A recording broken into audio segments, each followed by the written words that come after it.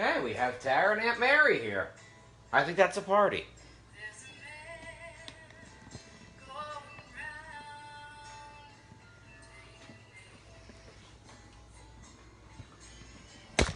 Whoops.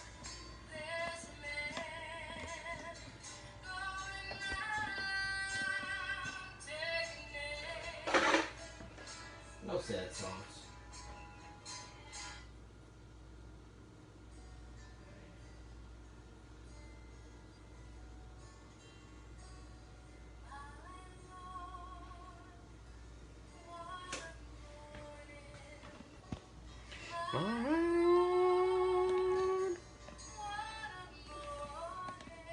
That's my sister-in-law Tara singing.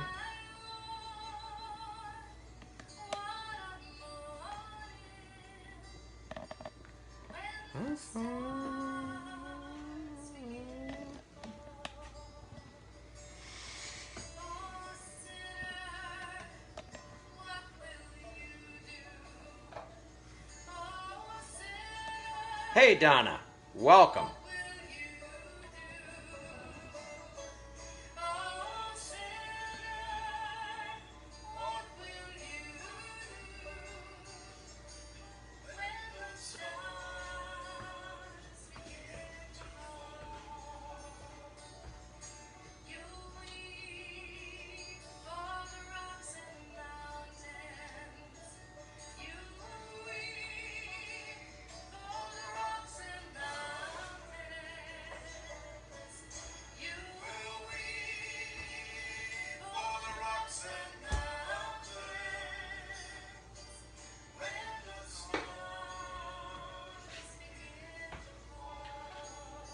Danielle is here, so it's definitely time to get started.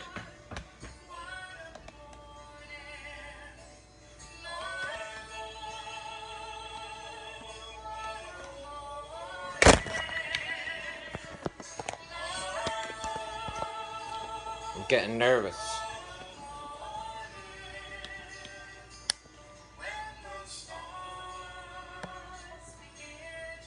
All right, we're ready for you too, Barbara.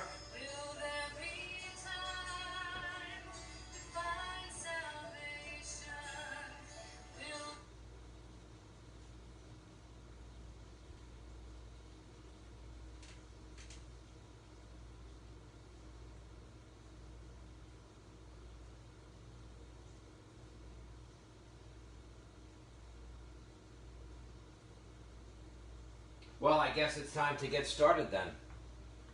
From deep in the heart of Woodside, Queens, from the bowels of the BISCo basement, inside his wife Maureen's kitchen. Ladies and gentlemen, how about a big hand for the founder and the galactic president of all things BISCo, Craig Garrity. Oh, hello everybody. Whoa.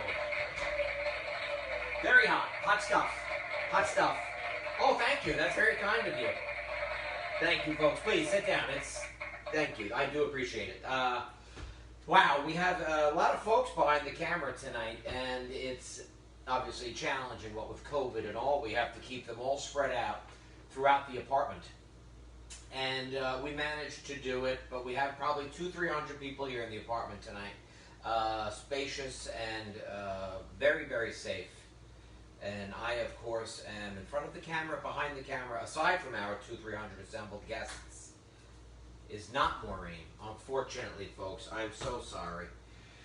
But as the summer sort of draws to a close, although I don't think it's closing, it's only the first week and a half of August.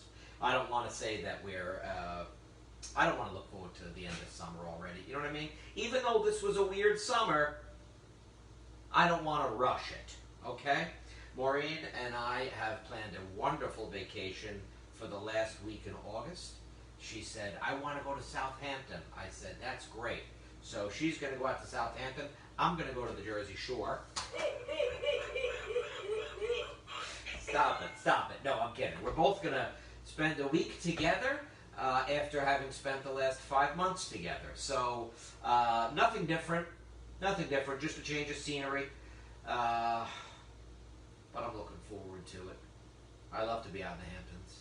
So I guess it's no little bit of irony tonight that here we are, sponsored by the Hampton Bays Public Library. Hello, Donna, and hello to all my wonderful friends in Hampton Bays.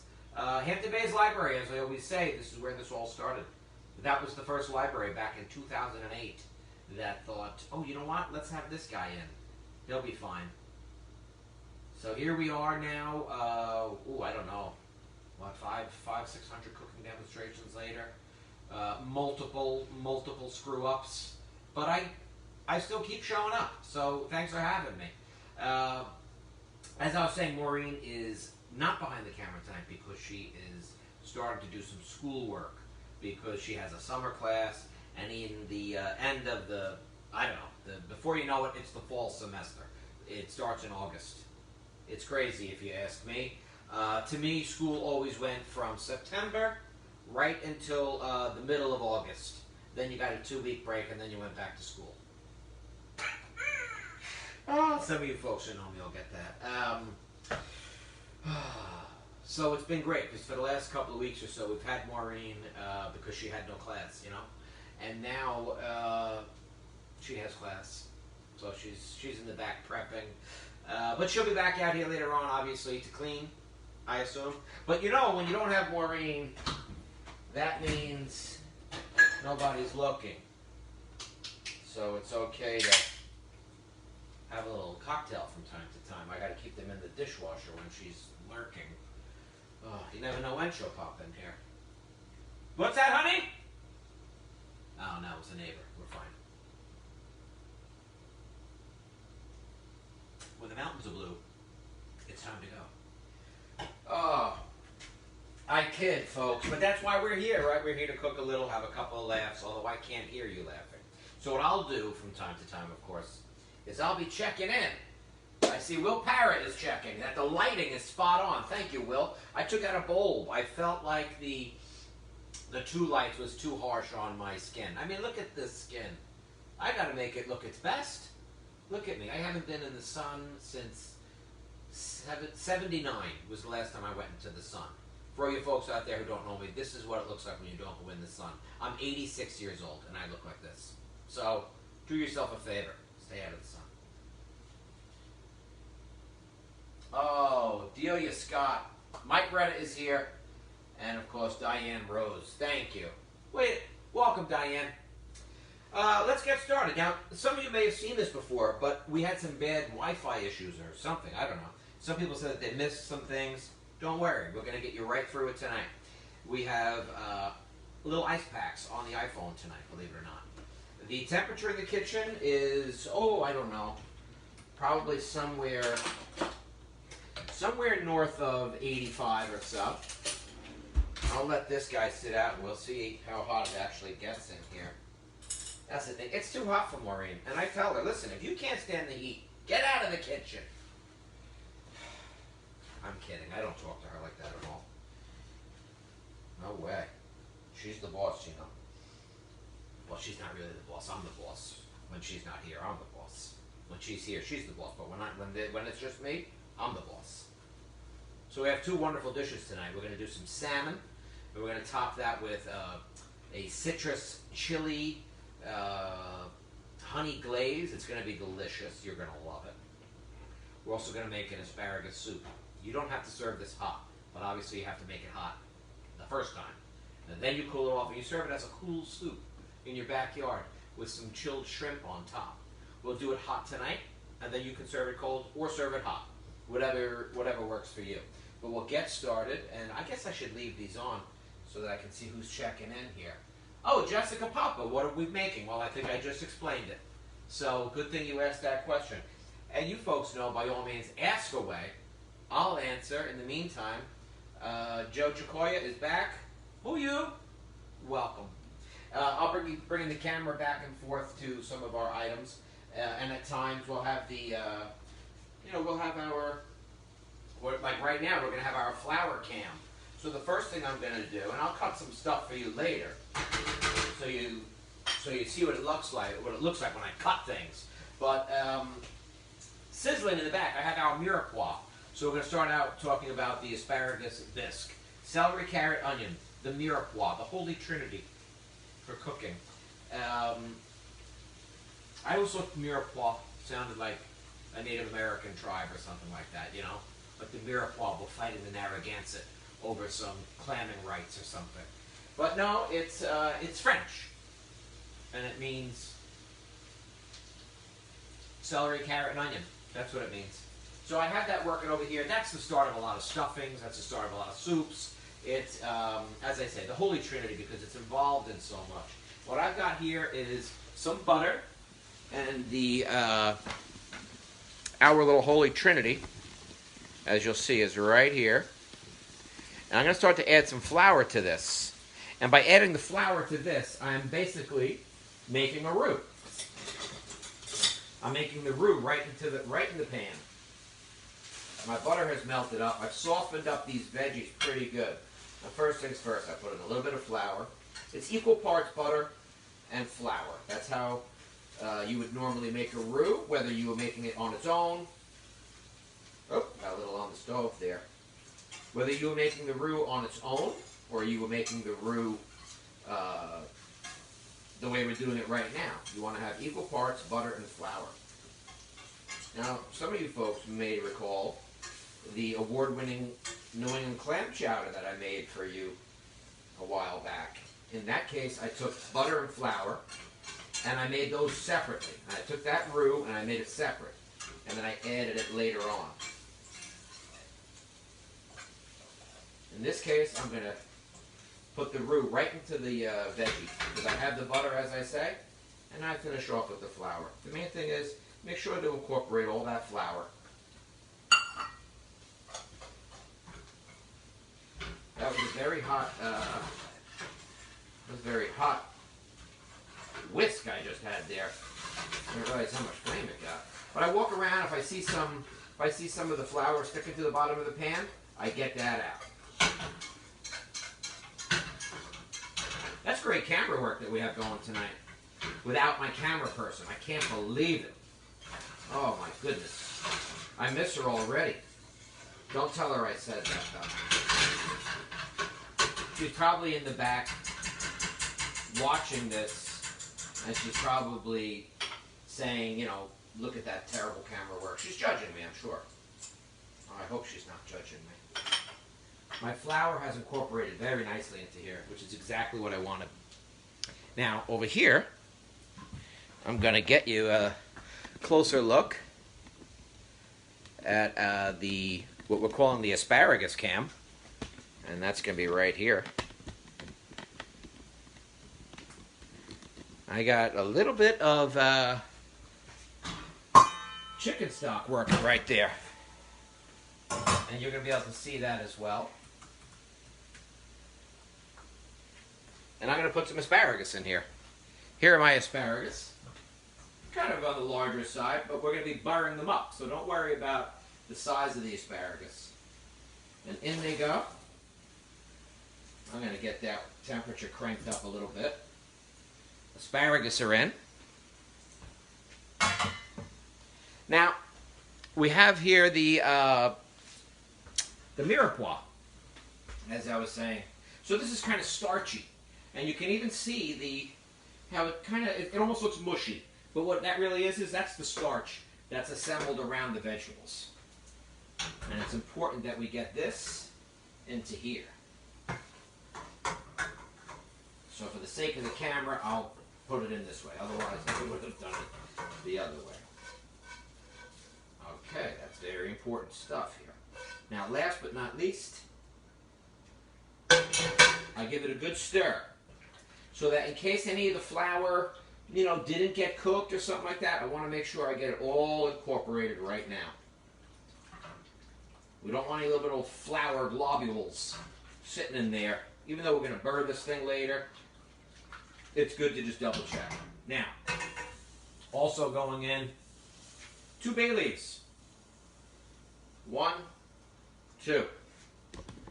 And here we are. We have the start of our asparagus bisque. You see the bay leaves right here. And always remember how many bay leaves you put in, just in case you forget how many bay leaves you put in. and then you're not wondering later, and you're not sort of chopping them up with the blender. We don't want to chop those bay leaves up with the blender because they get stuck in your teeth, they get stuck in your system, and let's just say they hurt coming out.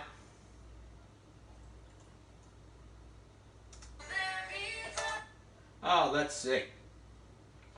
Hampton Bays Library has replied to Jessica. Jessica, I thought I gave you the verbal, but I'm glad that the library has stepped in to do that. Thank you very much, Hampton Bays Library. Look at here. We have some asparagus. Look how sort of strong this is. I mean, a horse couldn't bite through this asparagus. That's crazy. Now, some people, when they get the asparagus, they simply go like this. And where the asparagus bends and breaks, that's where they're good to go. And they'll throw this part away. I think it's a little bit wasteful, if you ask me. I think it's a little wasteful. So what I do is, you'll feel it when you start to bend it. You'll feel where you think it's going to break. So in this case, I feel like this is going to break about here. But maybe I'm cheap. You know, like I said, I grew up as one of 7 kids in a 2-bedroom apartment. We made the most out of everything. You know what I mean? So when you threw away your shoelace, you wore it, you know, the next week as a bow tie. So I just cut those off. It's still nice and green. I get rid of this white stuff. If you have a horse, like one of my neighbors here, he has a horse. It's illegal in our building, but I don't tell on him. Because we have another neighbor with a tiger. So, that's all. Some people skin, they like to peel their asparagus before they serve them. Not here at the Block Island Seafood Company, because again, we're going to burr all this with a, with a blender. So don't worry about that. It's all going to get smashed up. And maybe if you're serving asparagus cold in a salad or something like that, it is a good idea to make sure you kind of cut them on the bias so that you have the tips on each end. Kind of looks nice. Looks nicer. That's all. That's all you need. And now you throw that right into your soup and let that boil up. And just as far as any of the other cutting stuff, you know, like for the carrot, in this case, look, we're gonna blend this thing, so we don't need to worry about making perfect sizes on the carrots. But what you want to do is you want to make sure that the pieces are all about the same size. So if you're cutting like this piece of carrot is not going to be the same size as this piece of carrot, obviously, right? So they're going to cook at different speeds. So what I like to do is, I do like to cut the stuff down a little bit, and where I think it's going to sort of get different sizes, then I'll stop. So these are all the same size. Now as I get back here, these larger portions, then I just cut those. If you're going to cook this thing for a long time, don't worry about what size everything is. You're good to go. If it's going to be boiling and getting mushy, don't even worry. One other thing on the carrot, not for this, but just in general, you know, if you want to cut the carrot like this sometimes, and if you want to sort of julienne the carrot, make these nice little matchsticks, that's how you do that. You can go even, obviously we can go smaller. Look at this. Look how small I can cut this one. See that? You can't even see the carrot. That's how small it is. Thank you. Now I'll bring you back here. Let's see. Oh, we got to get some protein out here, don't we?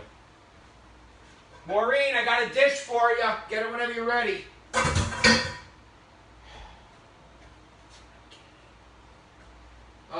What's everybody doing tonight? Is anybody cooking along?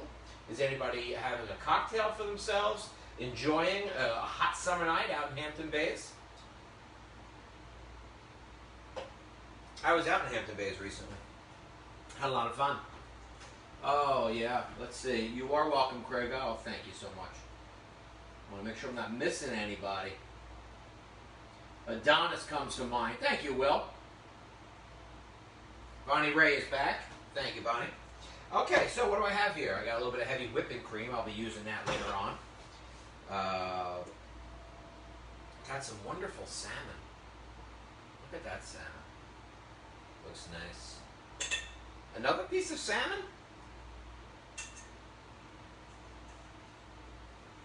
Another piece of salmon here. Look at that. Make sure we don't freeze up back here. No, we're okay. We're still going. I gotta be very careful because of the heat and things like that. Let's see how hot it is.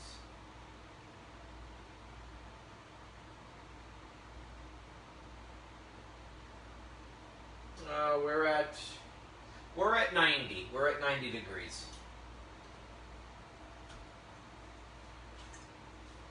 Okay.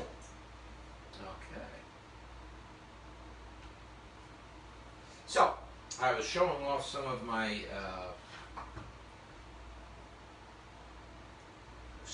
proteins here. Let's get this grill pan down. This will cool the kitchen off. No, it won't. But I'm gonna get some heat under this grill pan. Stop it, please.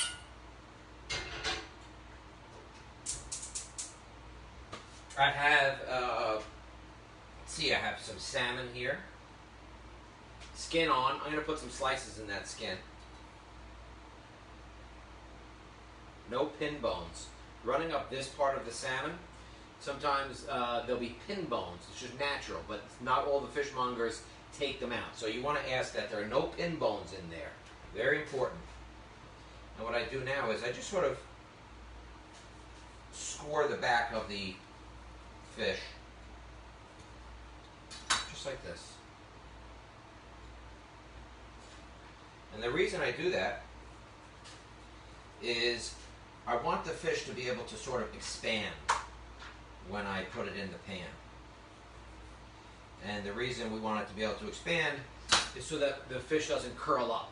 If the fish hasn't been scored like that on the skin, the fish will curl and the skin can't move with it.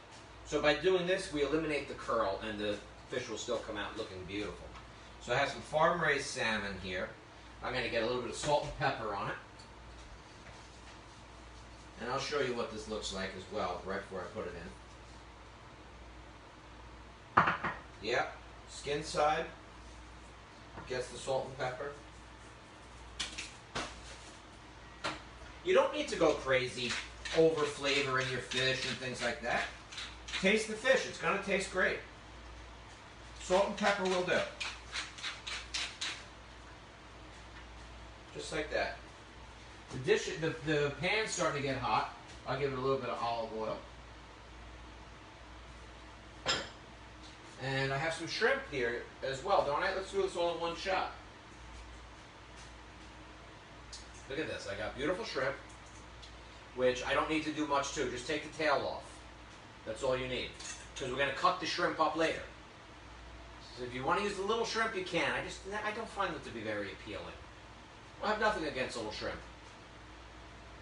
But I think it's better when they're cut down. So I got some shrimp here. These are 1620 shrimp. And they're on the dry side. Meaning not like the scallop, like a dry scallop or a wet scallop, but dry in terms of moisture level. But just to get a little extra dryness on them, I take a paper towel and just pat them dry. Okay, some salt and pepper. And let's get these into the pan, and we're going to get you a look at the shrimp and the salmon. And I know the pan is starting to get nice and hot. That's good. That's vital. We need a hot pan. One of the hardest things about cooking without a hot pan is it takes forever to get the shrimp and the salmon hot. Oh, you folks. Boy, do I miss seeing you in person. I really do. No AC, Stephen. No, not in the kitchen. So here we have our salmon. You see that it's been scored. And you see we have the salt and the pepper on the shrimp. Let's get you set up for our grill pan, so you can get a look at the grill pan right here. Good and hot. Hey, Bonnie. Thank you for the kiss there. Okay. Hot stuff coming in. Okay, we start with the salmon. We want to hear that sizzle. That's very important.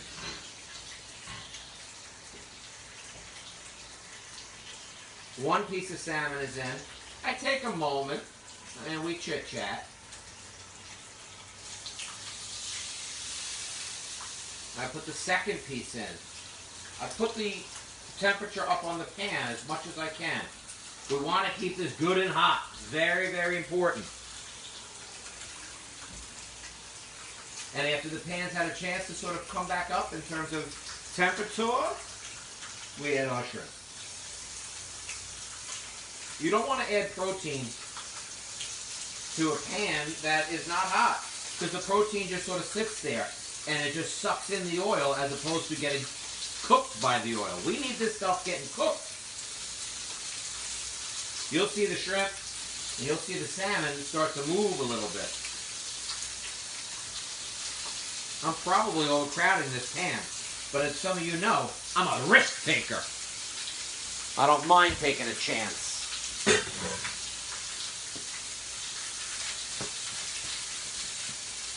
I don't mind taking a chance at all. I would say I took a big chance when I met Maureen, because luckily she showed up just like she did in the catalog.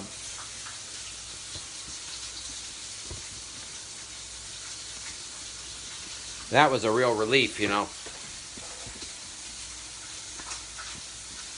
There we go. We're looking good here. I'm going to check my ice packs. And they're, the ice packs have gone completely warm. They've turned into water. So I'm going to show you folks what I've been doing back here. I have these ice packs. And what I do is I take two little pieces like this.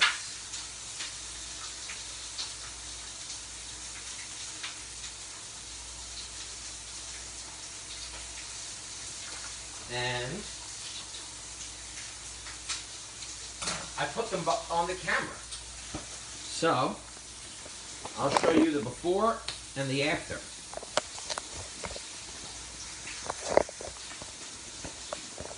Bear with me, don't worry. Don't get freaked out. I need you. There we are. You're all okay.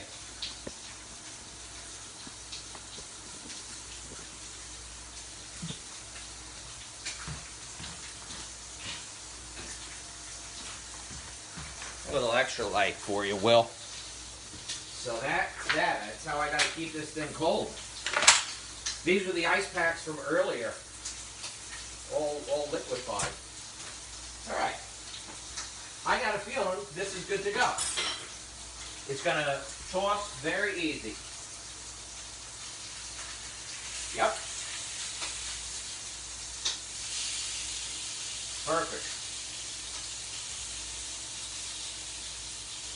Shrimp moving around.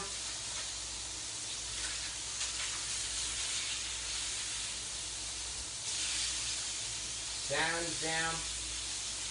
Okay.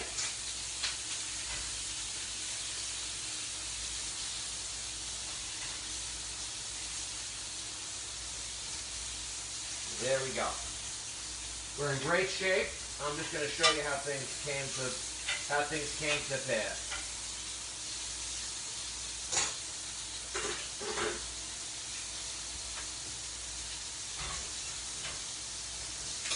We have our skin nice and crispy and marks on the shrimp. Go in the oven. Alexa, set a timer for 5 minutes. 5 minutes, starting now. Thank you, I appreciate you.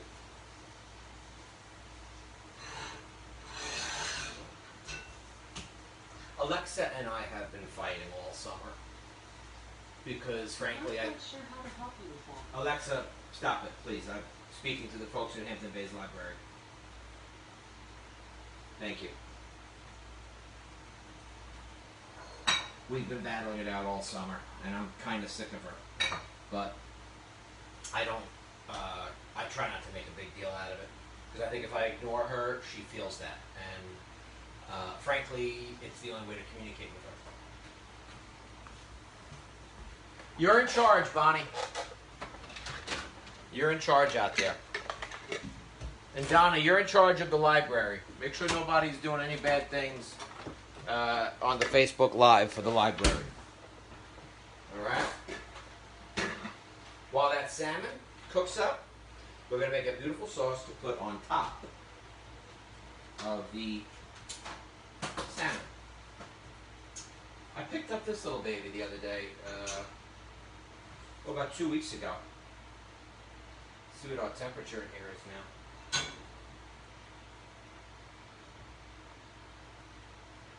We're at 90. We're at 90. But that's good. I've run marathons in hotter weather. It's fine. So I got this pan at a, I don't know, some sort of a sale at some place in Connecticut. I was prepared to pay him $5, and he said, give me $3. So I gave him the 5. Now he owes me. Okay? Now he owes me. But I'm going to get a little heat on the oven here. Get that pan hot. It's already hot, actually, just from sitting on the oven. And I'm going to get a dash of oil in there.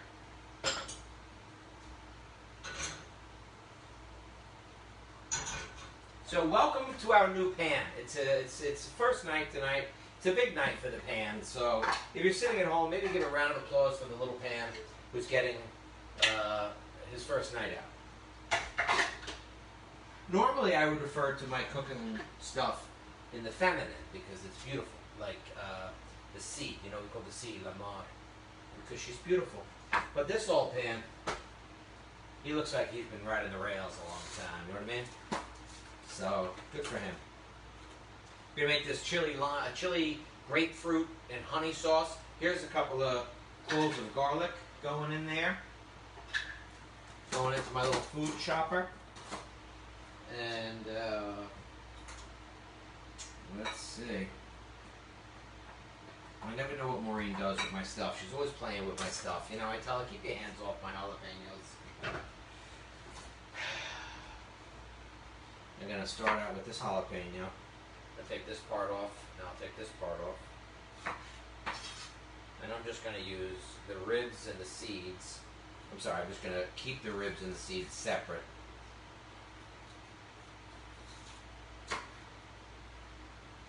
And let's see. That should do. The ribs and the seeds, that's where all the heat is. So I'm going to pull this off for you so you can see it. This is sort of where all the hot stuff is. Don't touch your eyes. Or your friend's eyes. Don't touch your friend's eyes or your eyes after you've been handling the jalapeno. If you go to the bathroom, make sure you wash your hands before and after, especially after having messed with the jalapeno. You don't want any, burning in special places. So I put the jalapeno in there. I put some of the garlic in here. A little bit of olive oil. I'm going to put some salt in here as well to kind of help all this stuff smash into one another. Chop it up.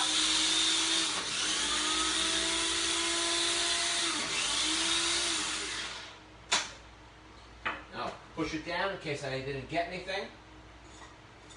I can already feel it in my throat. A little spicy.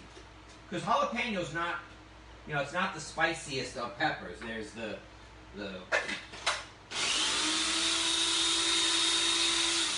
peppers like the Carolina Reaper, I think it's called. Alexa, stop it. Carolina Reaper, and I think there's the Carolina Ghost Pepper or something. I mean, these are things that should be illegal. I'm going to pull that salmon and the shrimp out. Oh, I can hear it. Alexa, stop. Nice catch, Greg. That little pan, he's doing good work. I'm going to add some broccoli rabe to that. And I'll tell you what we're working on after this.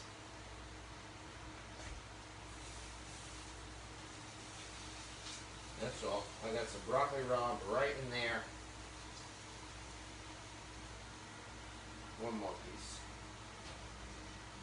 I'll show you how I got the broccoli rabe cooking too. Anywho, where were we? Let's finish off this.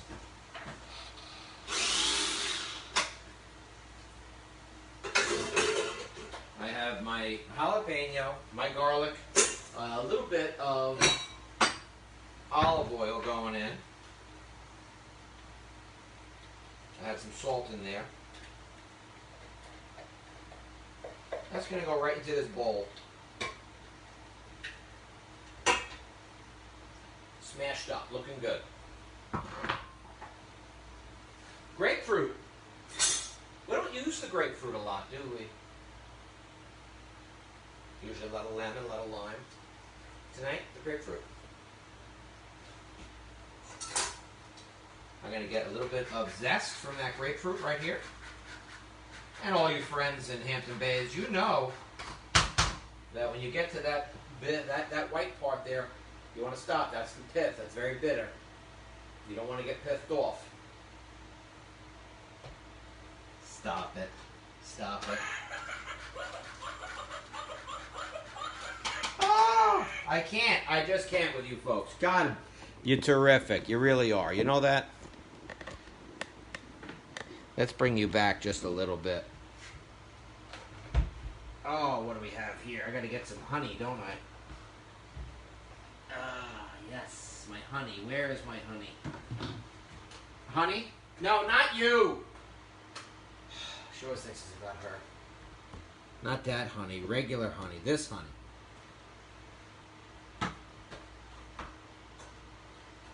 I got this wonderful grapefruit zest. That's going to go right in here.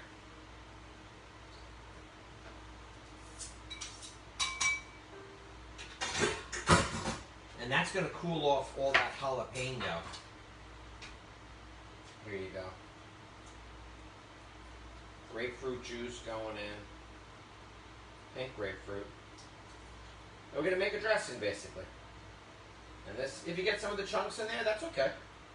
Remember, this can be very hot and spicy. Not very hot and spicy, but pretty hot and spicy from that jalapeno. Be nice to have something in there to, you know, when you're biting, you get a bite of citrus to kind of cool that off. You'll enjoy that, I promise you. A dash of vinegar.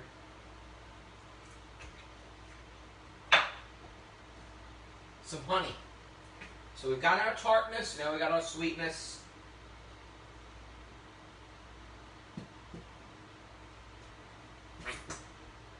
There we go. Normally, the honey sort of like crystallizes because it's gotten cool or something like that. That's not an issue here today. Alright, when your little honey bear starts making that sound, it's time to get some new honey.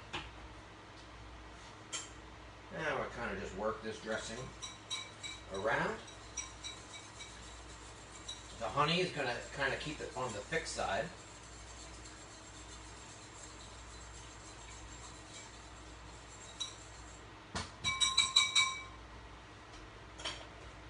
Oh, let's get a plate.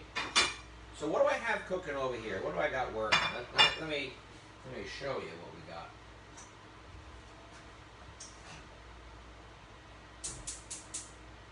Well, I have my broccoli rabe, which I was warming up. I'm just going to keep that warming for a moment. Now, broccoli rabe, I grew up in Woodside, Queens, as many of you know. I didn't eat broccoli rabe going up.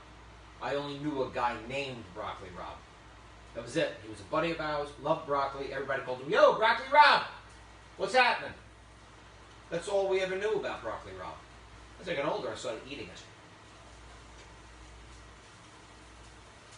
You hear it sizzling? That's good. I'm going to get some heat on it. Even if it turns black, I don't care. Get it kind of charred up. This is what broccoli rabe looks like before you buy it. Well, when you buy it. And this is what it looks like after you've cooked it. Now you'll see this is a bright green. This is sort of a dullish green. How did this dullness get so bright and beautiful? Well, let me explain. It gets cooked in salted boiling water for 3 minutes. You take your piece of broccoli rabe, you tear it down a little bit, and right below, you'll see there's usually a couple of leaves. Right below the leaves, you'll snap it off. This, unfortunately, is kind of wasteful. It's garbage. So you're left with this, with these little flowerets of broccoli. You got salted boiling water. The broccoli rabe goes in for 3 minutes, not 3.5 minutes. 3 minutes, that's it. On the side, you've got a bowl of ice water. And when the broccoli rabe is cooked, after 3 minutes, you take the broccoli rabe out of the hot water right into the ice bath. You shock it with an ice bath. You blanch it, as they say. You shock it. The other way to shock the broccoli rabe is to just go, "Rah!" That usually shocks it. And that's how you keep it bright green. And now that it's been cooked once, you can saute it for just a little while, add flavor to it, a lot of garlic, things like that.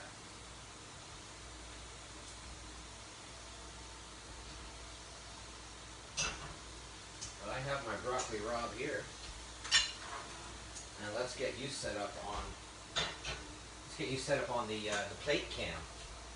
Yeah, tonight's plate cam is brought to you by our good friends at the Treasure Inn. Karaoke on Saturdays.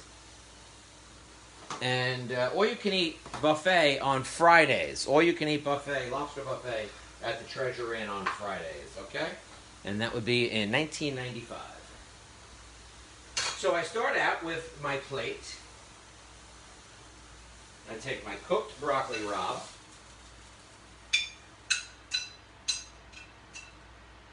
What could also be nice is you can char the broccoli rabe as well in your grill pan, something like that. That'll work just fine. Oh my God, you're gonna love this salmon. Look at that salmon. Here is the crispy skin.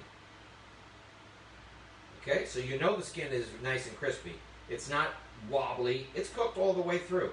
And it's crispy and it's delicious. But I'm going to serve it with the grill mark side up front because I just think it looks really nice. Look at that. And we've got our broccoli rabe on the side. Oh, yeah. And I have a little bit of a sesame seed that I'm just going to put right into our mix. You can toast that up as well ahead of time if you like. Get a little extra flavor on it. So here we go. We have our grapefruit, chili, and honey. And this is gorgeous. This is going to sort of cascade right down. Beautifully done, Craig. You did a great job, Craig. Oh, thank you.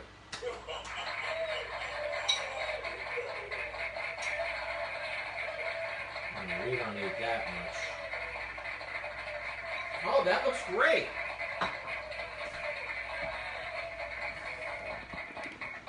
There we go. And that's how it looks sort of on a bit of a closer look. You like that? I think it looks great. You've done such a tremendous job, Craig. You should really be proud of yourself tonight. Oh, I am. Thank you, Maureen. These are things that Maureen would say to me if she were here. She'd say things like, "Oh, you're the best, Craig. I got so lucky, that I could have met somebody like you."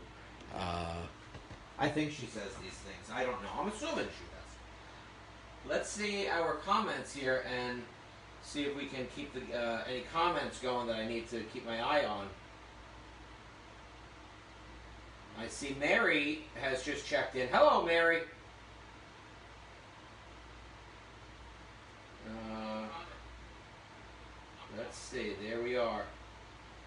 I can hear him loud and clear. Marianne Lee, you need to wear a microphone. Marianne Lee says I need to wear a microphone. But Marianne Lee, the folks can hear me. So I think you got to turn your thing up. And a whoop-a-diddy to Jimmy Jakes as well. Thank you. Hello, Pauline. No AC. No, Steve, no AC. Oh, homemade tomato sauce. Steve is making a homemade tomato sauce from his garden. Good job. We're going to have... No, Kathleen Johnson. Sorry I missed. Did you remove the skin from the salmon while presenting? No, I left the skin on it. The skin, when it's cooked, will remove itself from the salmon, basically. So I showed how crispy it stayed, but I left it on there as some extra crunch. Can you use any kind of pepper? Yeah, I wouldn't use pepper spray, though, Pauline. Don't use pepper spray. Save that for any muggers. Yeah, any kind of pepper you're working on is probably fine. Whether, you're just using black pepper like this, or you have sort of that, the store sells the one with a bunch of different peppercorns in there. That works fine too, don't worry about it. Oh, nice and hot.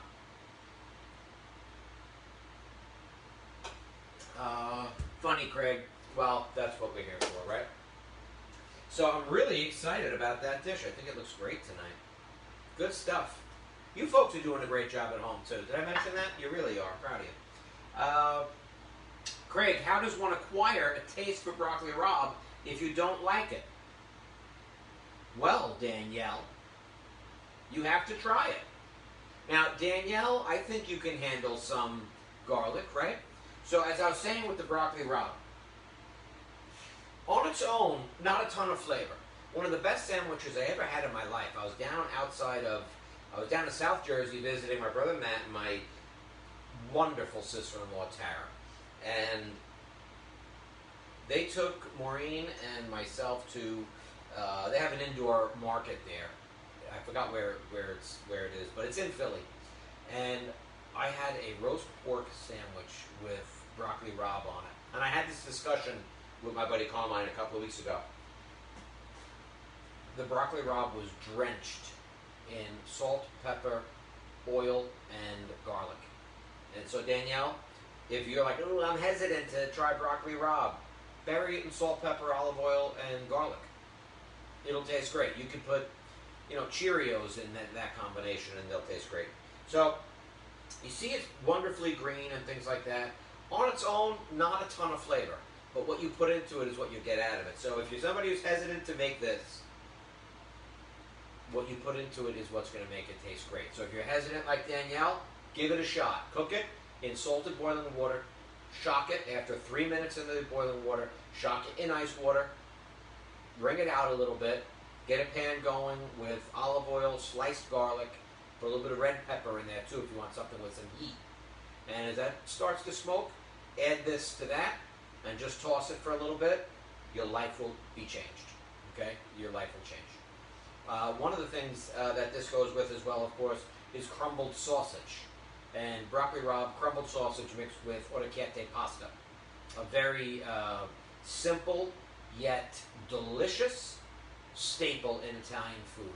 We at Block Island Seafood Company, we are catering still.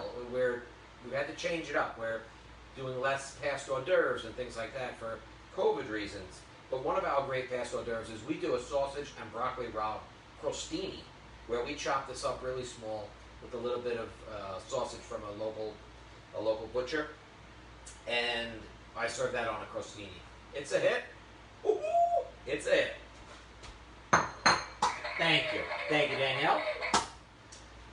Let's see. Tara sending some love. No, instead of jalapeno. Oh, sorry, Pauline. What kind of peppers could you use instead of jalapeno?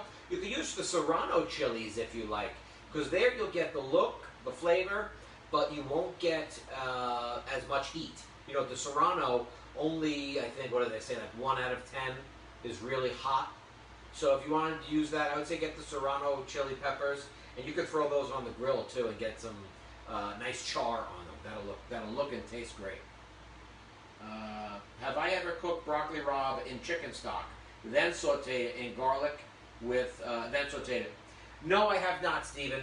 But anytime you're cooking things in boiling water, whether it be rice or, like for example, potatoes, if you're going to make a potato leek soup or something like that, you're always going to get extra flavor. So that's a great idea. You can cook the broccoli rabe in chicken stock if you like. That's fine. If you want to try both these dishes at home like we did tonight, what I recommend is saving your money on chicken stock. And when you make the broccoli rabe ahead of time, put it into the water. The broccoli rabe will flavor the water. And throw in a bouillon cube, and there's your flavored stock for tonight's dish. Thanks, Craig. Actually, I've had broccoli rabe mixed with chicken sausage. Delish. So, Danielle, you're already acquiring a taste for broccoli rabe. I'm glad that I can help push you along. Broccoli rabe chickpea pasta. Now, Steve, yes, there's a chickpea pasta. I think the brand is called Banza, if I'm not mistaken. I think there's probably several. It comes in a red box. Out of all of the pasta substitutes, that's one of the best products I've had. It's a chickpea pasta, so it's not flour, but it is to the mouth, to the taste, and to the bite, pretty right on. So good call. All right, let's get a look at our soup. It's looking good. I think what we can do now is pull out the bay leaves. There's one bay leaf.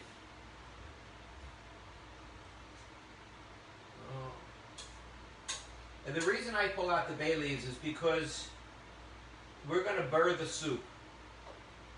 And I don't want the soup to, I don't want to smash up those bay leaves and leave little twigs in there that might hurt somebody. Where are you, bay leaf? Sometimes what I do is I fake it, like I pulled out a bay leaf when I really did it. But if I eat this, I don't want to get that bay leaf.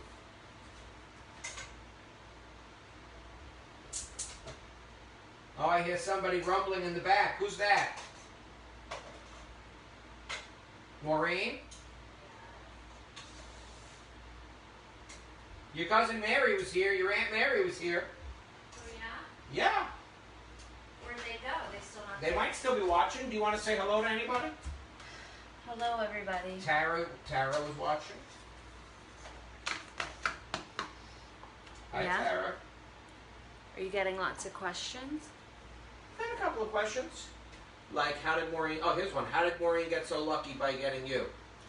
I don't see that question. Yeah, it's on this one. The hell's the phone doing? I've gone through 2 packs of ice. Hello, Debbie. Debbie, if you're in the Woodside area, let me know. I'll have some soup for you in a little bit. Mary McCluskey is still here. Oh, Thank you, hi, Aunt Mary. Hi, Brian. Yeah. Hey, Brian. Oh, no, now Maureen's here. They all come alive. Somebody Hi, left this in the Kathleen. dishwasher. Oh. That's where it went, huh? Tara says hello. Kathleen says hello. Hi, Tara. I've cooled the kitchen off, though. We're down to 88. It's steamy out there. It's a steamer. So we got our hand blender. Go back inside, honey. Go back. Go back into the air conditioner. It's fine.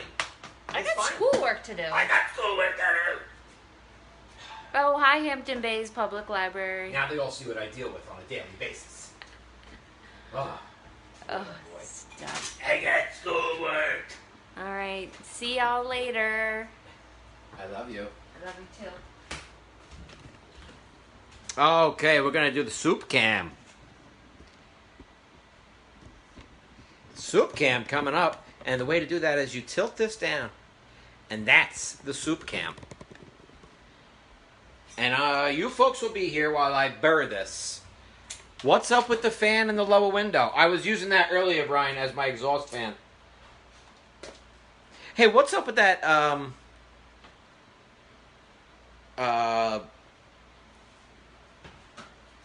What's up with that lobster? Okay, here we go. So you got the burr cam.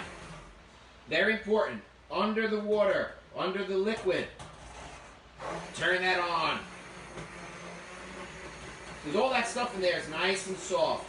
And I have the temperature off, just so you know. And I'm now blasting this. I really want to blast it good. Take a good whack out of it. And break it up. Now, in a fancy, fancy restaurant, they would take what I'm doing now, and they would have one of these machines, but it would be a little bigger, a lot bigger. It looked like something you'd see somebody from a road crew using. And they would burr the soup, just like I'm doing right now. And then they would run it through a chinois, which is a very fine, sort of like a fine mesh strainer. And that would take out some of the little pieces and things like that, so that when you served it, it had a real velvety texture. Now, I'm not going to do that because I don't have a chinois, and I don't have such a mean clientele like you would have at a fancy restaurant. That's really all I need to do right there. I've broken everything up. If you have a little, bit and your neighbor has to, use use their teeth for a moment, that's okay. I got a little bit of heavy cream here too. I'm just going to put in a dash of heavy cream. Oh, that's more than a dash. Oh, hello. Stop it. It'll be fine. That's for my brother Matt. Matt likes to finish his soups off with some heavy cream. Is it usually on the top, Brian? Oh, it is, yes, you're right. But I got a little lazy today. I'm getting old. So I just worked this in. Am I going to take the shrimp and put them right in here? No. We're going to build a nice bowl. Put the shrimp on top with a little Old Bay. I'm excited about the Old Bay. I want to get a spoon and taste this. You see, the thing is, look at that. That's Maureen's escape hatch. Some nights I catch her out there. But as soon as Maureen gets too far away, her ankle bracelet goes off and makes that beeping sound. So she can't get too far away from me. Beep, beep, beep.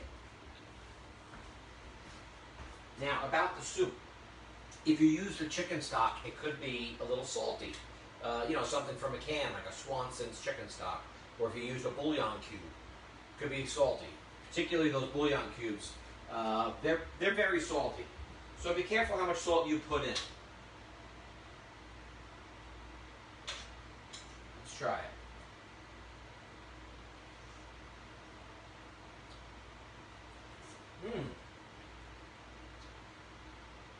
Wow, that's pretty tasty. That's pretty tasty. I'm not going to put any salt in because I actually get a good taste of the asparagus. And it's really present. So I'm going to stop right there. I'm going to get a small bowl, however. I'm going to just get a bowl together.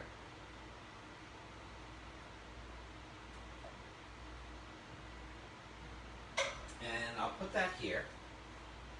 I broke my golden rule about the messing with your face after the jalapeno, because I've been touching my face, and boy, am I burning up. Oh, that's good. Now, you may remember from before we had some shrimp.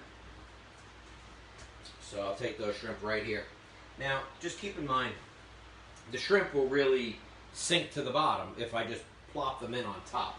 We don't want to do that, of course. So I'm going to shave the shrimp. I'm going to give them a nice thin cut. Okay, you see there. Still a nice piece of shrimp, but we want our guests to get a bite of shrimp with each spoonful, right? You don't want to cater the party and then serve the party, and somebody says, "Oh, that shrimp bisque was great, but there was no shrimp in it." Easy, easy, folks. So the lighter the shrimp, the easier it'll be to have it sit on top. Oh, it's going to look beautiful. If you wanted to, you could almost sort of fan it out like that. And last but not least, and I'm going to bring you in for a closer look, of course. I would never just keep you on the wide shot. You got to come in for a little bit of a close-up, right? I'll just take a little bit of parsley here. Get some nice greenery. And while we have the white on top, a little bit of Old Bay. So Old Bay is a bit of paprika, thyme. It's a little salty. It's red. Goes great on French fries. Goes great with. It's a major ingredient in crab boils, shrimp boils, crab cakes. But it's usually associated with shrimp and with crab. So I'm going to just put a dash of that right on top of here. And it's a little salty, so remember that. If you're going to use this ingredient, don't oversalt your food because that's going to be a little salty.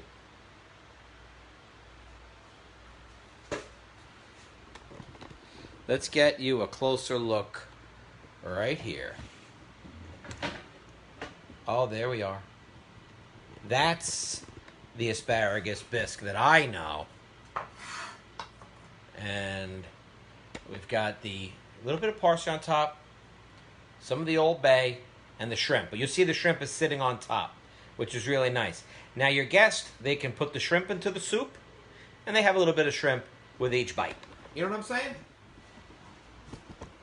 I think you know what I'm saying. If you look here, folks, at the fan and my radiator and that little bowl, it looks like a face. Am I right? These are the eyes, the nose, and this is the mouth. Ow! He bit me!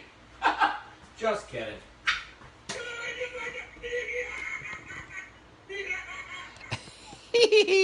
See, we can have fun when Maureen's not here, you know? It's not always just all about her. I want to see if we have some more questions. Let's see.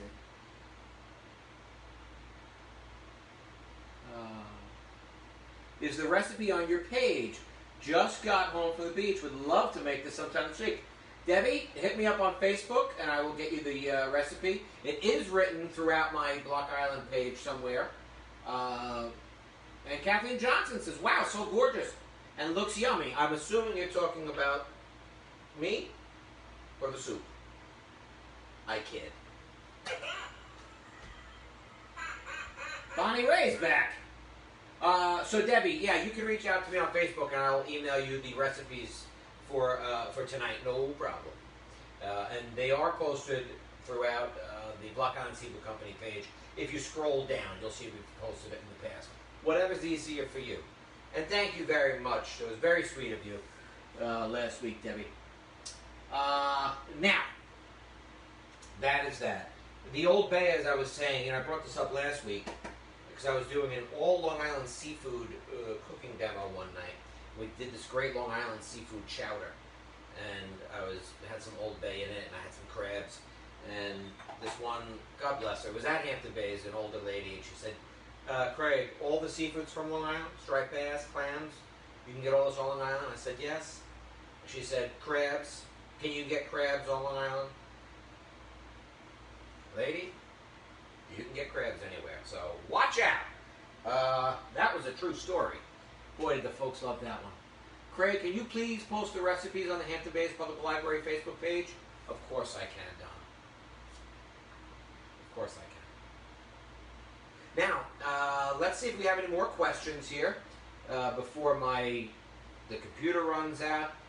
Running on 7% of the battery, but that's okay. You know, you get your money's worth here. These shows always go over an hour. You know, we don't cut it off at a half hour. Am I right, Donna? We are the Springsteen of cooking demos here. At least an hour. Unedited.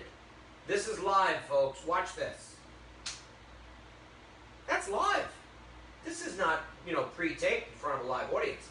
This is happening right now as we speak. Oh, thank you. Yeah, and like I said, if you can't find it, Debbie, you just send me a request and I'll get it to you right away.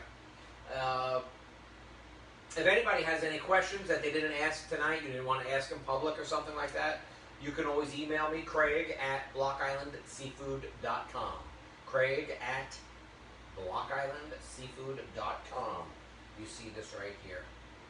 We have our t-shirts, we've got our aprons, they're all up on the website, www.blockislandseafood.com, www.blockislandseafood.com.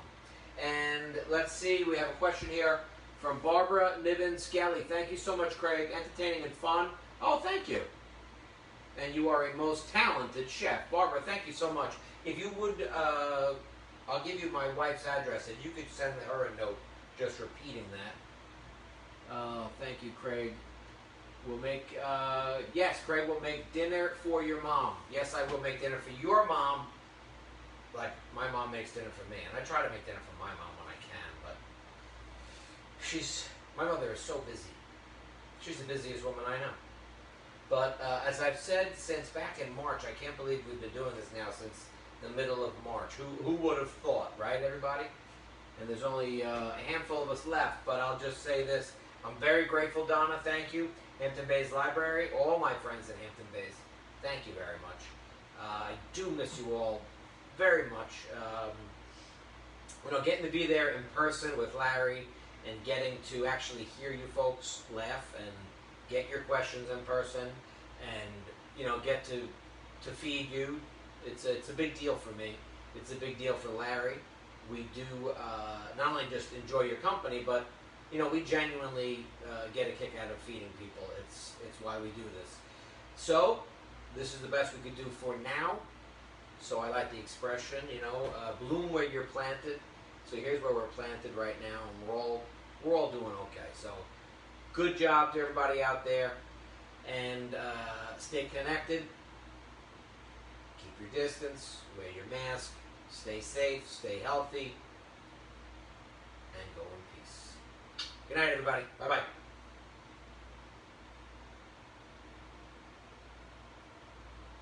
Okay? Can I? Yeah?